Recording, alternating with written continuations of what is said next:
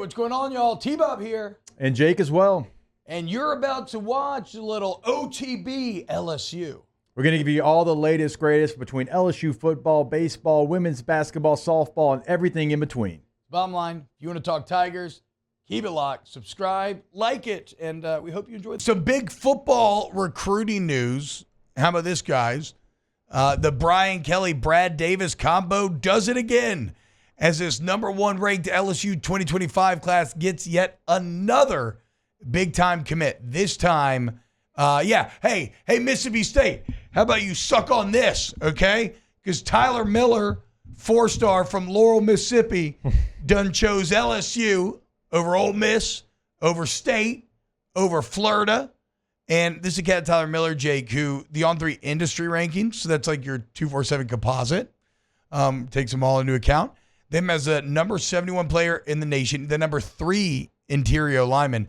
On3's rankings actually has him ranked 40th and number 1 overall. So, and he's 6'6", 318, by the way, guys. But if you just go by On3 rankings, it now means this 2025 class has the number 1 quarterback, running back, wide receiver, and interior offensive lineman committed. Now, like we talked about, Decoria Moore, he released the top 4, so that's interesting for a committed guy. But still, hell of a job by this staff continuing to build. It is, and we've talked about trying to keep this class together. Like, what's one of those things that's the most important thing? And I believe it is to have the heavy hitters recruit everybody else in the country. And it feels like, T, that's what they're doing. Like, all these number 1 players that we're talking about and the quarterback. Because it doesn't matter if you're a kicker, if you're a DB, if you're a receiver, an offense, a defensive lineman, does not matter. You will listen to the number 1 quarterback in the country when you're trying to get recruited.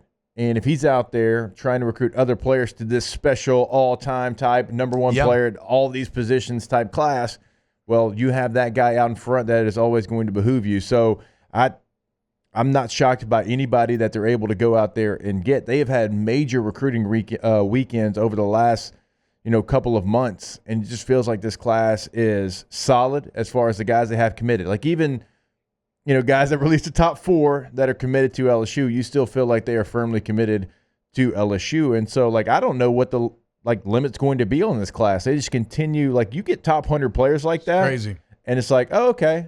Think about that. You got a top 70, right there on the line, 70 player, and it's like, oh man, all right, cool. That's how big this class is you're almost expecting every single time you get a commit for it to be a top 150 player. Yeah, I mean, it's kind of, I feel like, so this is what it feels like to be like a Georgia fan or like an Ohio State fan or like an Alabama fan for the past 15 years where, yeah, of course this, to Jake's point, of course the top 100 guy committed. It's just what you do. I also just think that you got to give, and again, all this has to be landed, guys, right? But it's still, even in securing these commitments, that is a small victory that shouldn't just be glossed over.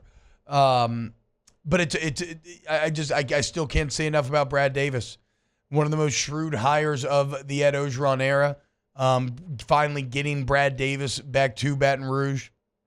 Brian Kelly holding over Brad Davis. Brad Davis so integral in that brutal transition where you saw so much roster attrition and guys falling left and right and getting let go and some that even got brought back, right? You made a mistake with Corey Raymond, not getting on him early enough and making him feel a bit unwanted, so he left and went to Florida. And, well, credit to you made a mistake and brought it back. But Brad Davis, he was the leader, the interim coach, survives all of that, and he continues to build this offensive line group in a way that it's more consistent, more sustainable, and better top to bottom than I think we have maybe ever seen, or at least maybe since some of those early Saban teams where you were pretty chock full NFL guys on both sides of the line. But this is definitely the more recent era. Now, outside of the kind of lightning bolt of 2019, the sustainability of this line looks like it's there for years to come, and Tyler Miller could be the latest name to maybe add to that mix. There's only 8 5-star guys committed in this 2025 class, and you've got 3 of them. Wow. That shows you kind of how dominant you've been in this cycle. And I think the only other team that has more than one right now is Ohio State with 3.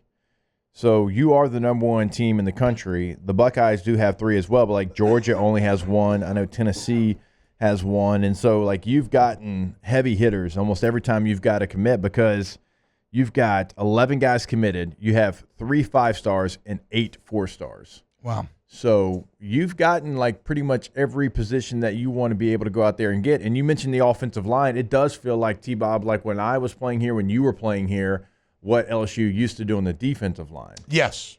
Where it was just like every super single talent. way you looked, there was uber talent. Kyle Williams, Glenn Dorsey, Tyson Jackson, like you name it. And then you played with like Ricky a new G, crop. Michael Brockers, Benny Logan, but then even in like to Devon Godchaux and whatever. We all, like the list goes on and on in terms of these D linemen that have gone on to be great on Sunday as well. So now certainly I think the defense is kind of an interesting spot. I mean, what's the theme of everybody that's ranked number 1 at their position? They're all offensive players.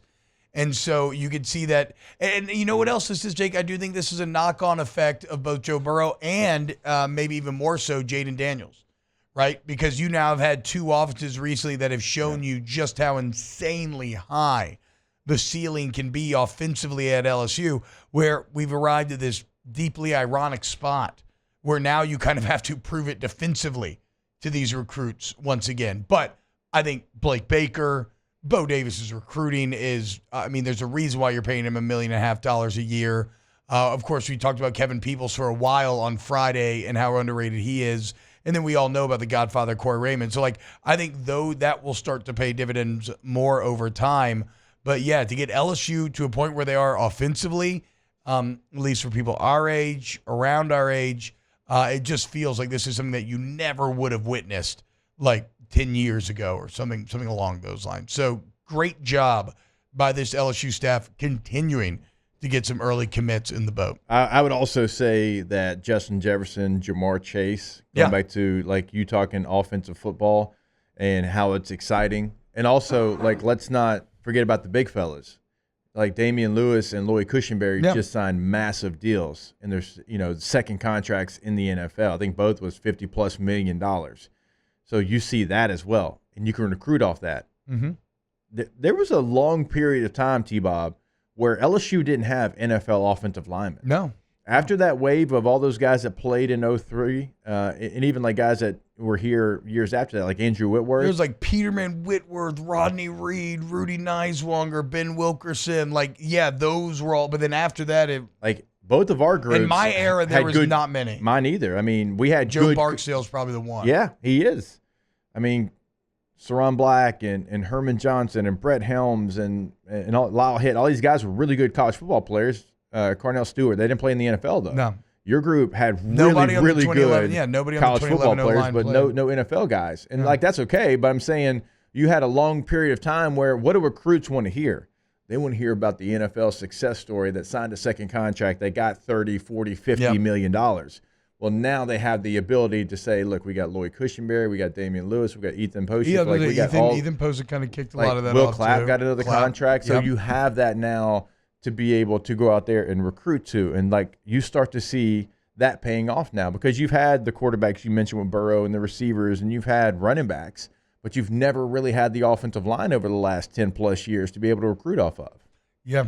Also, Will Clapp, I mean, he's become an excellent horny meme on the internet. One of the top horny meme. Probably like more famous than any other offensive lineman simply because of that. Like I guarantee he has more name recognition than D-Lou and Lloyd Cushenberry simply because he shows up in every Twitter thread. Wow, Jake, what incredible takes. I mean, those guys, they're just the best. I think so. And if you think so, again, hit the like button, subscribe, ring the bell so you get notifications when we post every single day here on OTB LSU.